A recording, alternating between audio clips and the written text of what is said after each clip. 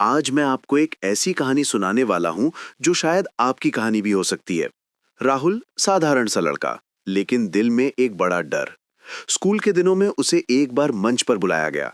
उसके हाथ कांपने लगे, दिल धड़कने लगा, गला सूख गया और तभी उसके पीछे बैठे दो लड़कों ने हंसकर कहा, अरे देखो, बोल भी नहीं पा रहा। पूरा हॉल हंस पड़ा। टीचर ने उसे नीचे भेज दिया और उसी पल उसके अंदर एक जख्म बन गया। एक आवाज, मैं पब्लिक में नहीं बोल सकता। समय बीता, कॉलेज पहुंचा, ग्रुप डिस्कशन में चुप, जॉब मिली, प्रेजेंटेशन आते ही बीमार पड़ जाता था। दिल में डर कि कहीं फिर से वही हंसी, वही अपमान।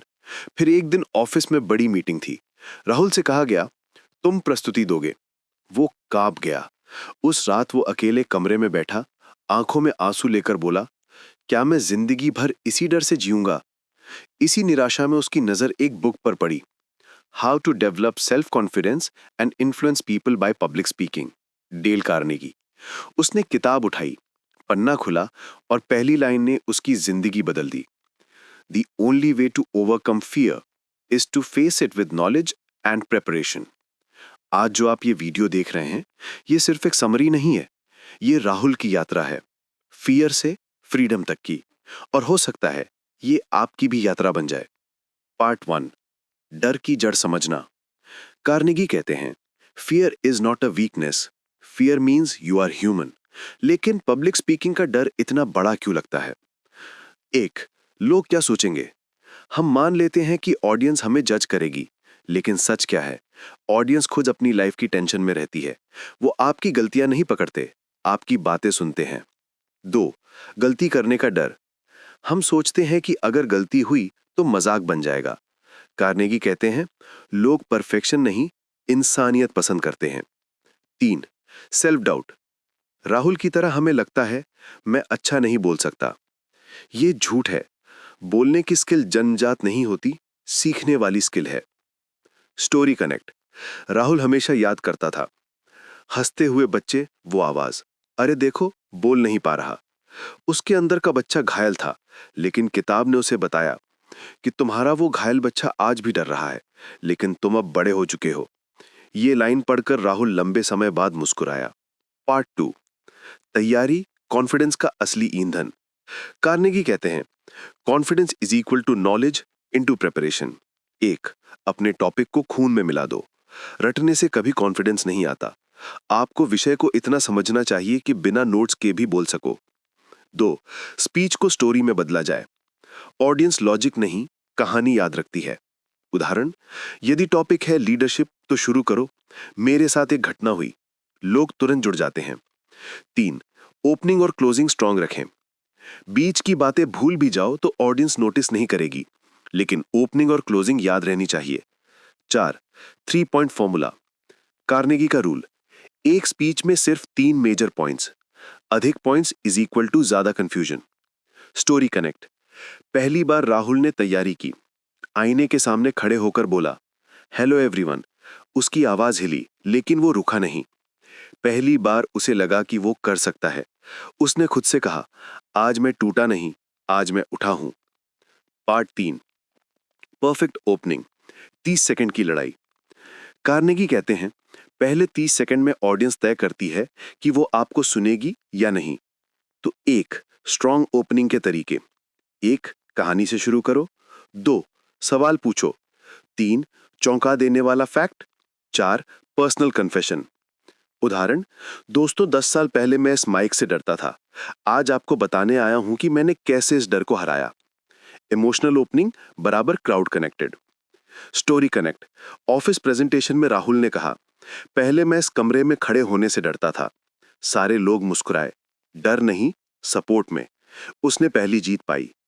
पार्ट 4, ऑडियंस को अपना बनाना।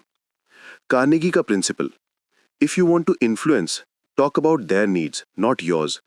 एक, ऑडियंस क्या चाहती है?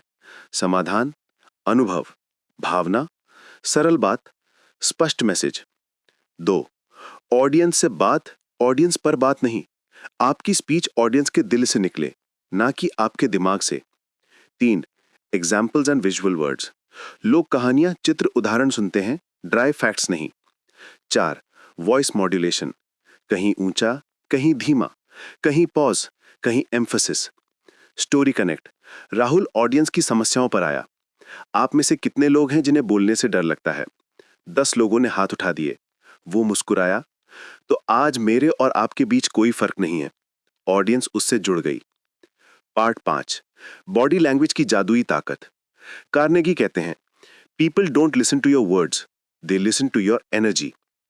1 पोस्टर, सीधी रीढ़, सीना हल्का आगे, relaxed shoulders.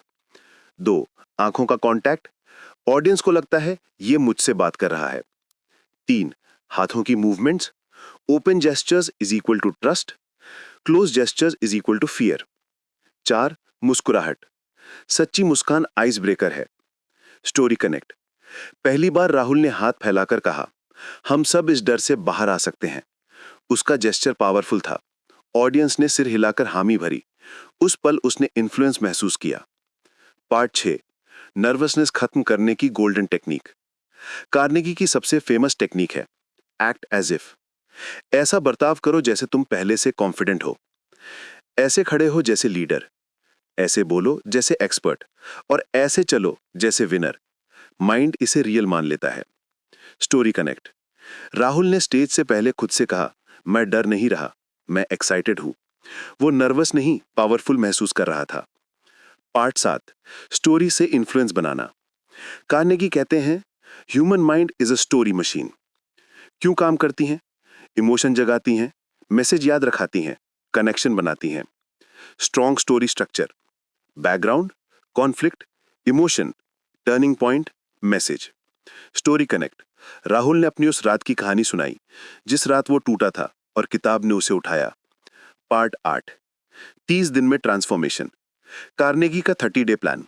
Daily 5 minute mirror practice, एक पेज जोर से पढ़ना। वीकली एक कहानी बनाना, एक वीडियो रिकॉर्ड करना, दोस्तों को सुनाना। Story connect. 30 दिन बाद राहुल वही इंसान नहीं था। उसकी आवाज steady, walk confident, eyes strong. वो डर को हर चुका था। Final conclusion. राहुल की जीत आपकी प्रेरणा। दोस्तों, राहुल में और आप में सिर्फ एक फर्क है। उसने शुरुआत की, आपने अभी करनी है। फियर आपको रोक नहीं सकता अगर आप उसे समझो, तैयारी करो और कहानी के साथ बोलो। पब्लिक स्पीकिंग टैलेंट नहीं है, ये एक स्किल है, और स्किल हर इंसान सीख सकता है, आप भी।